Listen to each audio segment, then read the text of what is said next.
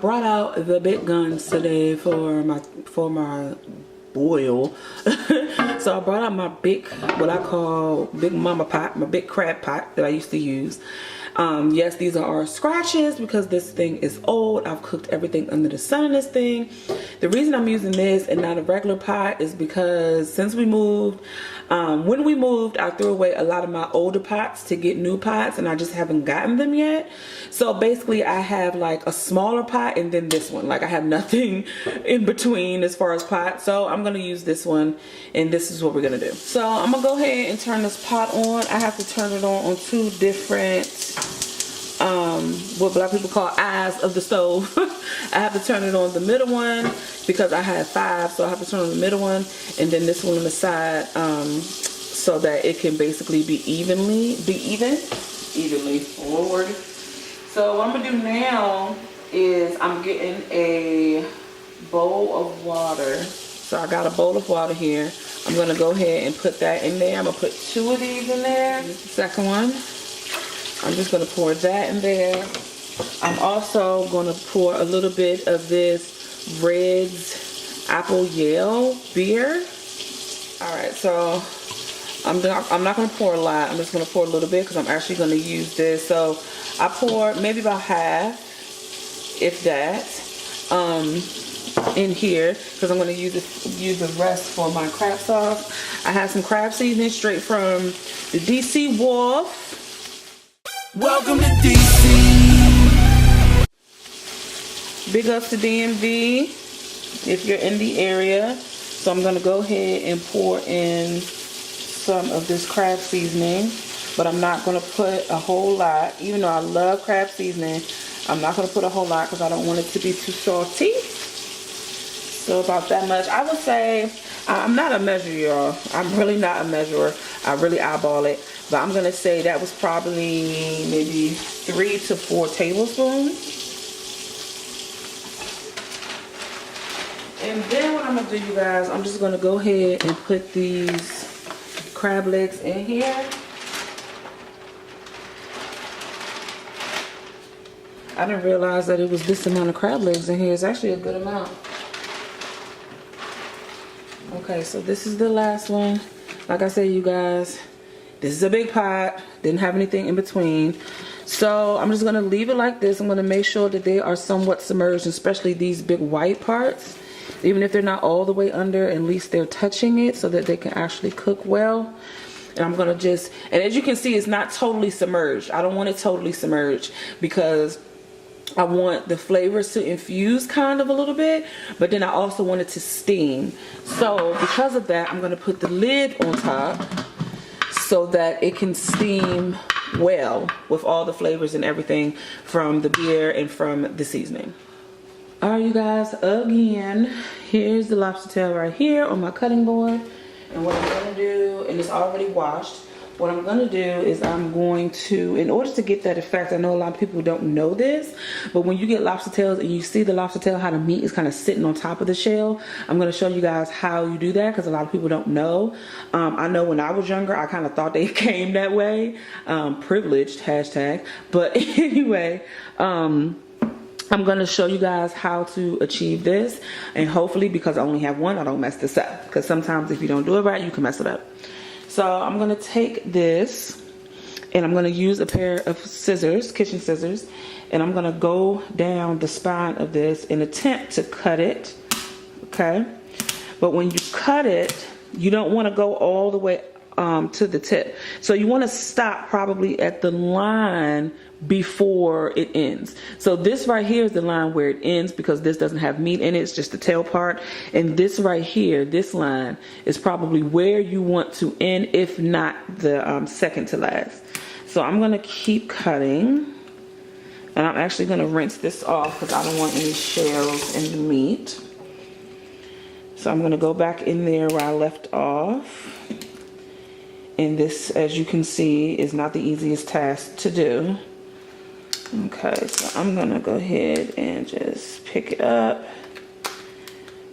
and just kind of maneuver it down, because these aren't proper kitchen scissors, but you know, we work with what we got, you know what I'm saying? We work with what we got. So as you can see, Oh, I'm sorry, you guys. Let me try to focus this bad boy. Okay, so as you can see, I basically split it down the spine of it to where you can open it like that. Now what you want to do right after you open it, if you can tell, you probably can't. Oh, there it is. It's a little bit of shells inside the meat there. You want to rinse that out. You want to make sure that it's rinsed out thoroughly because you don't want to bite into this hole with shells in it, okay? So now we're going to rinse this off. Okay, you guys, so I rinsed it off.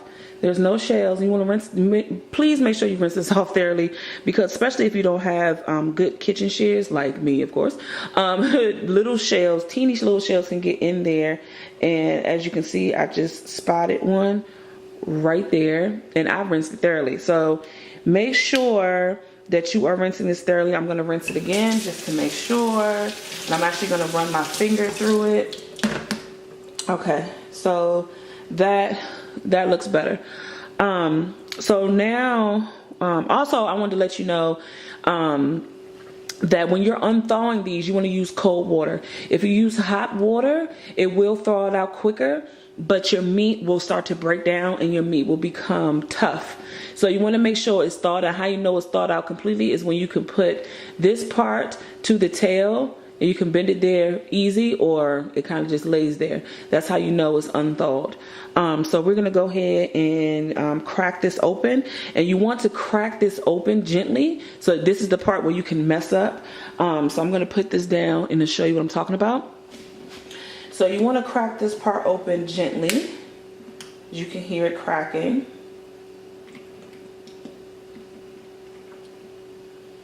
Okay.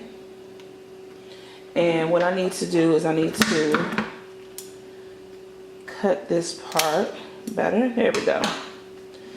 I'm gonna make sure there's no little bits in there. Okay, so you want to crack this open like that. Okay, so all the meat is exposed. Sorry about that. So all the meat is exposed. Then what you want to do is you want to go underneath and separate the actual meat from the membrane underneath, like so. And you want to just pull the meat up, not all the way out, but you want to pull the meat up just like that, right? And then what we're going to do is we're going to rinse this again. Okay, so now that I have this all rinsed and it's up and it's flapping in the wind here, I'm going to pull these last membrane things, shell things, under it like this, and I'm going to basically put it back together and pinch it back together with the meat out. And then what I'm going to do is I'm just going to lay the meat right on top, just like that. So what you want to do is you want to put a little piece of this meat inside the shell just to be able to hold it, but you want to basically lay the rest of it on top and basically pinch it down like this, so that you have your lobster all set and ready to cook. And then when it finishes cooking, it looks like it's popping out of the shell, and that is how you do it. All right, so let's check on these crab legs. They are looking delicious. Okay, so I was undecided what I was going to do and how I was going to actually cook the lobster. If I was just going to throw it in here and let it cook, if I was going to broil it, which a lot of people do, if I was going to cook it in a pan with some butter sauce, which I thought about as well. What I think I'm going to do is I think I'm just going to throw it in here so that it can cook and steam and all the other juices and everything, and then season it and kind of do a light saute out of it so that the seasonings can kind of cook into the top and give it that nice seasoned look. So I think I'm going to do that. So I'm going to open this back up, and I'm going to use a pair of tongs. Look at that, you guys. And I'm going to place it just like that, but I'm gonna, there we go, I'm gonna place it on its kind of like side there. That way it can cook through the meat and the shell, and then when I come back, I'm gonna flip it over. And I'm just gonna let that marinate. This should only take maybe about 20 minutes, like tops, if that. Hey you guys, I'm back, Miss Ebony P. Hey you guys, you know what I just realized is that I'm actually doing a cooking video. I've never done a cooking video. I've always wanted to, but I've never done one.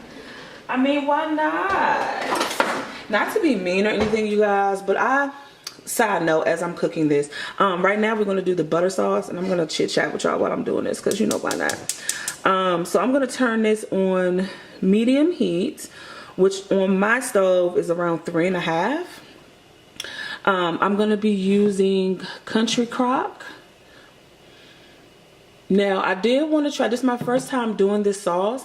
I actually did want to try it with unsalted butter sticks, like real butter sticks, but don't have that, so I'm going to use what I have. So right now I'm going to just put in not even a full spoonful. I don't know how many teaspoons this is, but do it at your own discretion depending on how much you want. I'm just going to start off with this, and most likely I'm going to add a little more at the end. And then I'm going to put in my seasonings, but right now I have to go chop up this onion for this because I love me some onions, and I'm going to put a good amount in there, so I'll be right back, you guys. Alright you guys, I am back. Here's the butter. It's finally starting to melt, and I am going to be over here now. Let me turn this light on so you guys can get a better view. So I'm just going to chop these onions up, and I'm going to show you guys how I do this. So I got a bigger onion. I just washed this cutting board, by the way.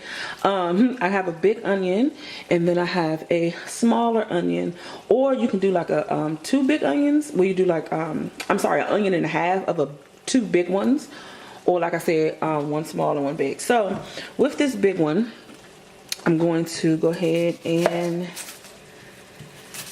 cut this up, and I'm going to show y'all how I do it because I cut the big one differently than I do the smaller one. So I'm going to go ahead and cut this up here. Don't laugh at my knife, you guys. I know it's a little slit in it, but this is one of my favorite knives. This is a Cutco knife. As you can see, you guys, right there, it is a Cutco knife. Love these knives. I used to sell these knives, and believe me, if you ever had a demonstration of them, they do work, and it is worth the money, even though they are crazy expensive. So this is how I'm going to do it. I'm basically going to chop the big one, and I slit it down the sides. I cut it in half, and then I slit it down, cut it down the sides like this, and then I turn them to the side like this, and then I chop them. Not too small, but not too big either. And I'll just chop them like that. Okay. Now, that's the big onion. That's all done. This butter is melting very nicely. So what I'm going to do as it's melting, I'm going to go ahead and just stick this right in the pan with the butter. And I'm doing this first with before the seasonings and everything, because I want these onions. Let me turn this.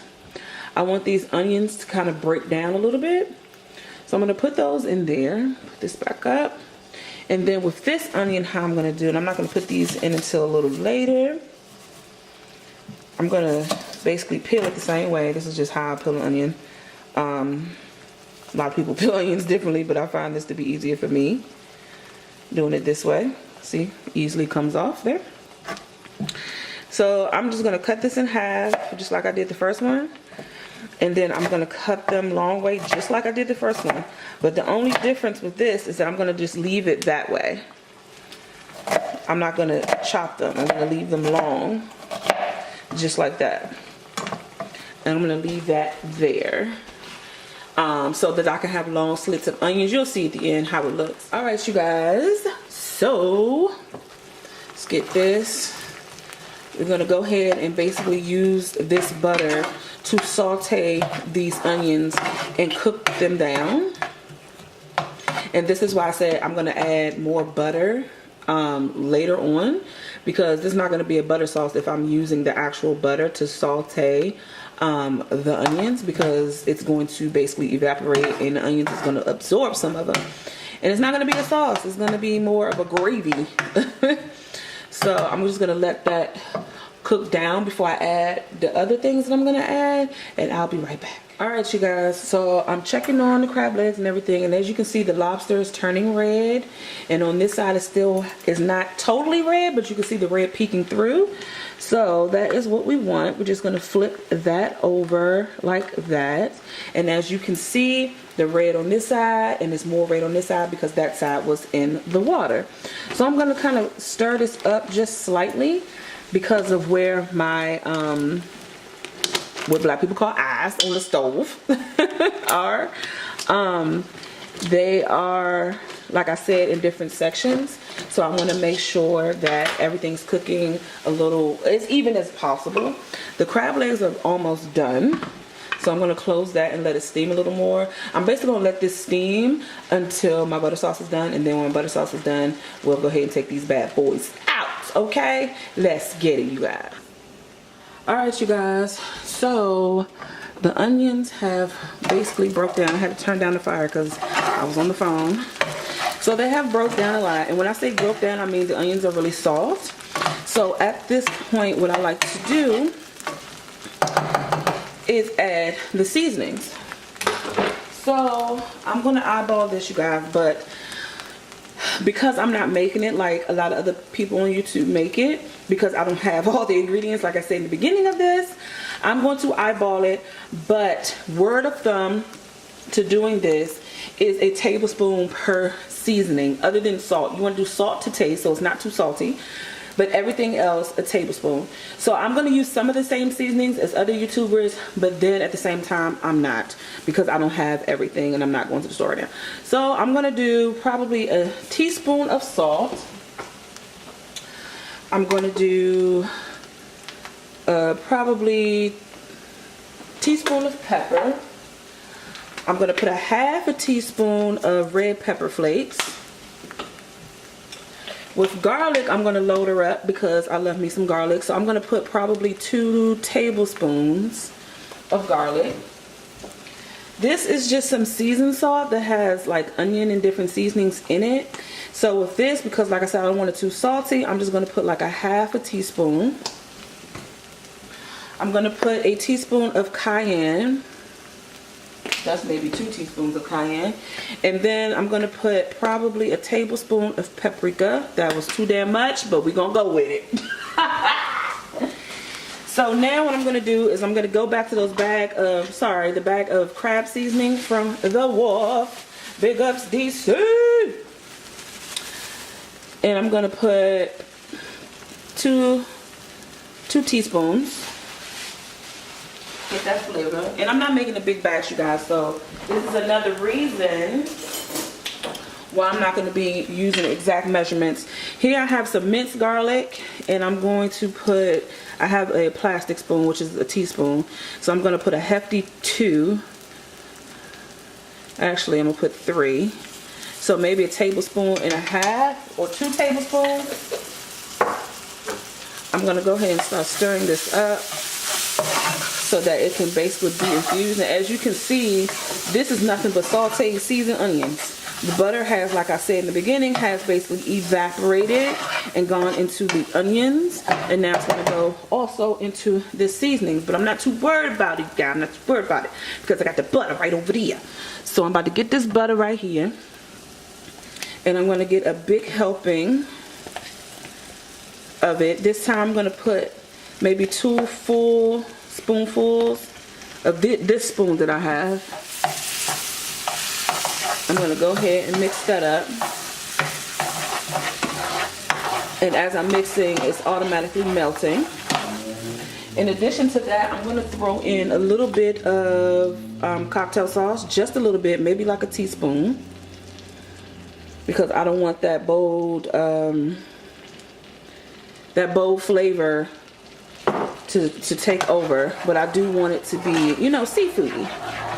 So as you can see, I made a little mess down there, but you know, we're gonna work with it. So at this point, what I'm gonna do is I'm gonna pour a little bit of the beer, the Red's Apple Yale, at a time. I'm not gonna like just throw it all in there because you never know how much you actually need. So I'm gonna put a little bit by a little bit. Okay. And we're going to turn this heat up. Oh, I'm sorry, you guys. We're going to turn this heat up a smidge. And as you can see, all the butter is not melted yet.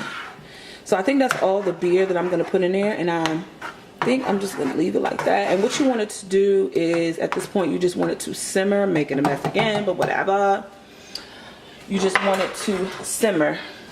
Now let's go over to this, you guys. So I'm going to turn this off, and I'm going to open it up just a little bit to check. See all that steam, you guys?